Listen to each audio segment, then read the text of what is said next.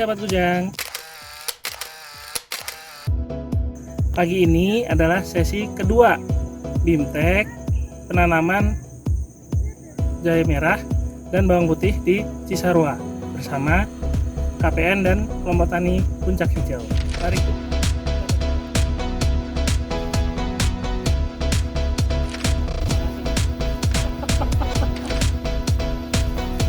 Enggak serius ya kalau putih.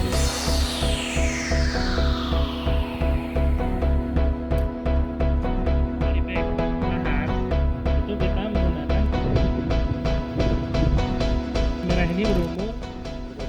Jadi yang diperhatikan adalah calon mata tunas itu di atas. Jadi ini belas bebek. Ya.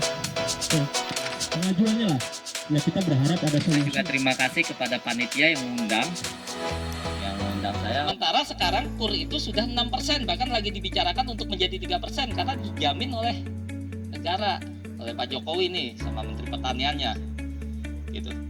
Nah itu kebijakan-kebijakan di tingkat pusat, capek kita mikirnya. Nah saya hanya cuma pendampingan gimana kita kawal uang itu sampai ke badan kita, tapi benar-benar karena pinjaman itu hanya cuma berkesempatan 2 kali. Ya, berapa pinjamannya? 5 juta sampai 50 juta. Tapi ada juga yang klasifikasi kedua 50 juta ke atas sampai 500 juta. Tinggal mau minjamnya pakai kelompok tani atau pakai gapotannya, gabungan kelompok tani. Nah, saya tanya sama Abah, siapa yang mau menjamin 500 juta megang ayo Abah. 500 juta pegang gitu. Oke, ini kena stroke. Gak pernah ngeliat duit, tiba-tiba duitnya 500 juta, kita megang 1 juta ya alhamdulillah gitu kan. Ini dari kelompok tani yang ada, gabungan kelompok tani, ambil saja yang 5 sampai 50 per orangan memang berdasar gitu atau digabung keseluruhan. Pertanyaannya nih, bapak-bapak masuk koperasi enggak? Ada perusahaan yang menjamin nggak sebagai tenaga pendamping? Teman-teman relawan tolong dibentuk itu, mau bentuk perusahaan atau bentuk koperasi, karena koperasi badan hukumnya juga sudah perusahaan. Pertanyaan gitu, gimana? Nah uang-uang inilah yang tercecer di Bapak sebagai kekuatan. Yuk kita buat perusahaan, Bapak-bapak punya saham di situ, bentuknya bisa koperasi atau PT, baru nanti ngambil sistem KUR.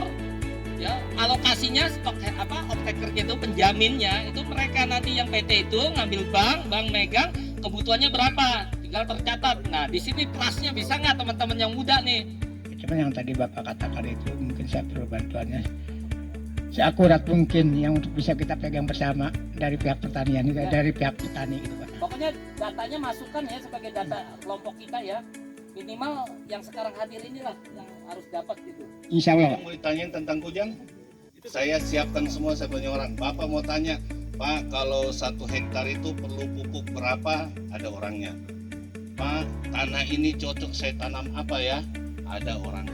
Full tim di sini karena Kujang sangat memprioritaskan petani-petani yang ada di Jawa Barat. Di rumah itu dengan sama organik itu bisa Pak, ibaratnya buat pengomposan skala kecil, bisa pakai ember bekas ataupun lubang seperti ini.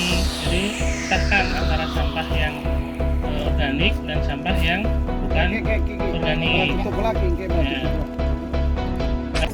Teman-teman petani itu belajar lebih detail dengan pendampingan langsung dari Pupuk Kujang, cara membuat mengolah lahan, kemudian mengatur posisi-posisi untuk penanaman bibit dan juga komposisi pupuk organik yang dipakai. Kemudian kami juga mengundang tim percepatan KUR Kredit Usaha Rakyat dari Kementerian Pertanian.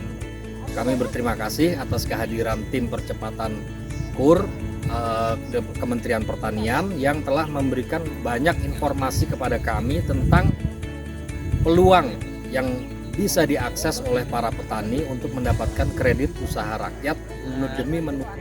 Saya cuman membangun satu perspektif di kalangan teman-teman yang mencoba mendampingi bagaimana pola penguatan dan pemberdayaan masyarakat, terutama di kelompok tani itu merupakan ruang kesadaran yang memang harus continue dan istiqomah gitu, tidak sekedar musiman, karena pola pendampingan awal dari bagaimana mereka masuk untuk memfasilitasikan atau memberdayakan diri dalam upaya membangun ruang kesadaran sebagai kelompok yang memang punya power untuk menentukan pola pengembangan kediriannya sebagai kelompok masyarakat, tapi sekaligus juga merupakan relasi dari kepentingan bagaimana penguatan pemberdayaan pangan nasional itu juga ada pada diri mereka.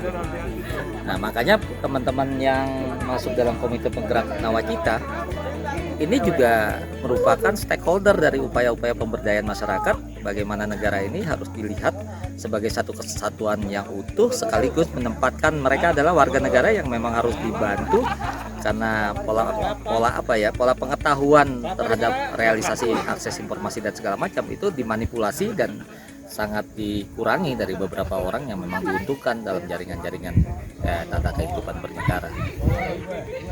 Oke, saya rasa itu saja yang bisa saya sampaikan. Tapi yang jelas bagaimana mereka dari awal pendataan didampingi, lalu mereka juga masuk dalam database, termasuk juga mereka memiliki saham pada upaya penguatan dari koperasi atau PT yang memang berfungsi sebagai off-taker, dan juga bagaimana mereka difasilitasi pada alat-alat produksi yang itu sangat signifikan pada upaya pengembangan pasca panen, termasuk produksi dari bahan pangan yang dihasilkannya, sehingga pemasarannya itu bisa terserap pada satu kebutuhan yang balik lagi pada upaya peningkatan kemakmuran dan kesejahteraan mereka sebagai warga negara yang memang seharusnya memiliki hak penuh untuk bagaimana bersama negara sebagai tujuan negara adalah orang-orang pertama yang harus disejahterakan dan dimakmurkan.